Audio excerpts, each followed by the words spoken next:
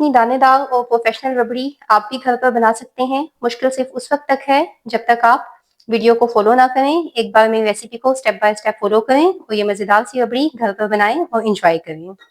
मैं हूँ यास्मीन शेख और आज मैं बहुत स्पेशल इंस्टेंट रबड़ी बनाने जा रही हूँ। रबड़ी वैसे तो सबको बहुत पसंद होती है। इस रबड़ी की खास बात यह है कि इंग्रेडिएंट्स कम होंगे लेकिन बिल्कुल प्रोफेशनल स्टाइल में बहुत मज़ेदार बनेगी। तो चलें फिर शुरू करते हैं। इसके लिए वीडियो को आखिर तक देखें और हर स्टेप को फॉलो करें। इसके अंदर जो भी इंपॉर्टेंट टिप्स और ट्रिक्स होंगी वो मैं आपके साथ साथ साथ ही शेयर कर दूंगी। सबसे पहले मैंने 5 ब्रेड के स्लाइस लिए हैं। ब्रेड बिल्कुल फ्रेश है, आप देख सकते हैं। मैं ये घर के लिए बना रही हूँ तो हाइजीन का भी ख्याल रखूंगी। अब मैं सबसे पहले इनके कॉर्नर्स रिमूव कर दूंगी।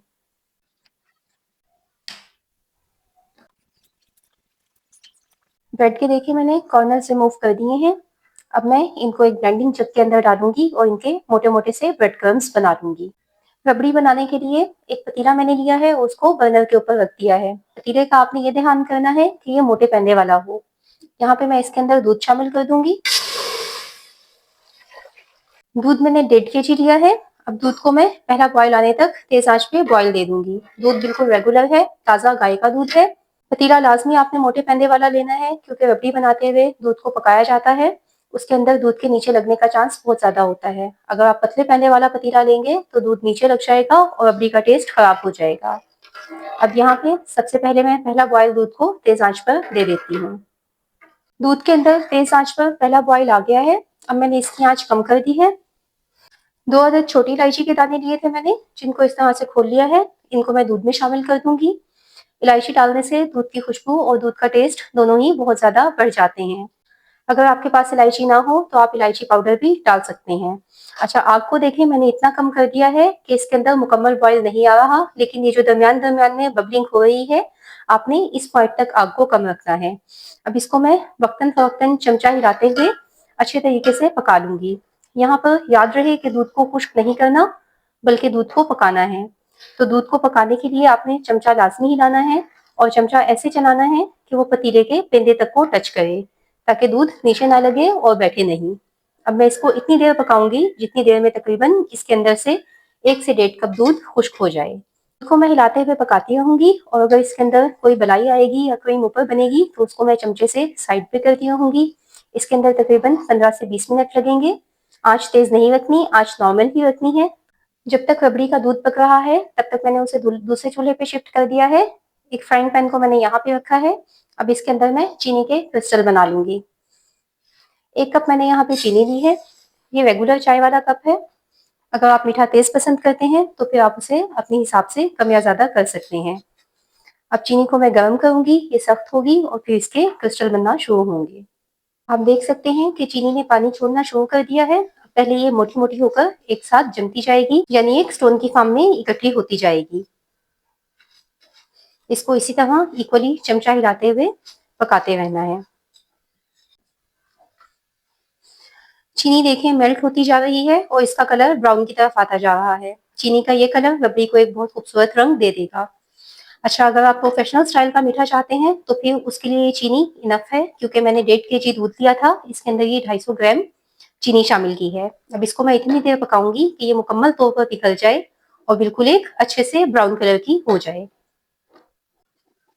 चीनी देखें मुकम्मल तौर पर मेल्ट हो गई है और इसके अंदर ब्राउन कलर आ गया है। इसको मैंने जमने नहीं देना बल्कि इसी फॉर्म में रखना है। तो अब इसको मैं साइड वाले बर्नर पर शिफ्ट कर लूंगी और दूध को यहाँ पे ले आऊंगी।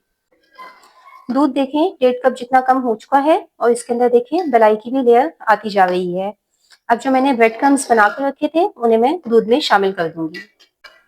मैं डालती जाऊंगी और साथ साथ इसके अंदर चमचे से मिक्स करती जाऊंगी।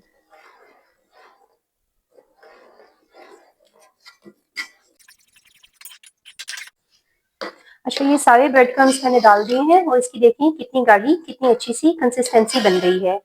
मैंने इसके अंदर ब्राउन किनारे भी शामिल किए हैं क्योंकि उससे बहुत अच्छा कलर आ जाता है। चीनी जो मैंने मेल्ट करके रखी थी यहाँ पे मैं इसके अंदर शामिल कर दूंगी और इतनी देर तक चमचा हिलाऊंगी कि चीनी अच्छे तरीके से मिक्स हो जाए। चीनी मैंने शामिल कर दी है। चीनी बिल्कुल गर्म थी तो देखें दूध के अंदर भी खदखद शुरू हो गई है, ये पकता जा रहा है। साइड के ऊपर कितनी अच्छी मलाई जम रही है और इसकी कितनी गाढ़ी, कितनी प्यारी कंसिस्टेंसी बन गई है। चमचे के ऊपर जो थोड़ी सी चीनी जम गई थी उसको मैंने दूसरे चमचे की मदद से उतार दिया है, उसको भी रबड़ी में शामिल कर दिया है। अब मैं इसको सिर्फ 1 से 2 मिनट तक ही पकाऊंगी, क्योंकि देखिए ये बहुत अच्छे तरीके से गाढ़ी हो गई है। जब इसको मैं ठंडा करूंगी तो ये और ज्यादा गाढ़ी हो जाएगी, तो बस आपने इतना ही रखना है, इससे ज्यादा रखेंगे तो फिर ये बहुत ज्यादा सख्त हो जाएगी। अब यहाँ पे 1 से 2 मिनट मैं इसको पकाऊंगी और उसके बाद इसका फ्लेम ऑफ कर दूंगी और इसको ठंडा होने के लिए छोड़ दूंगी। 2 मिनट हो गए हैं मुझे इसको मुसलसल चमचा चला के पकाते हुए।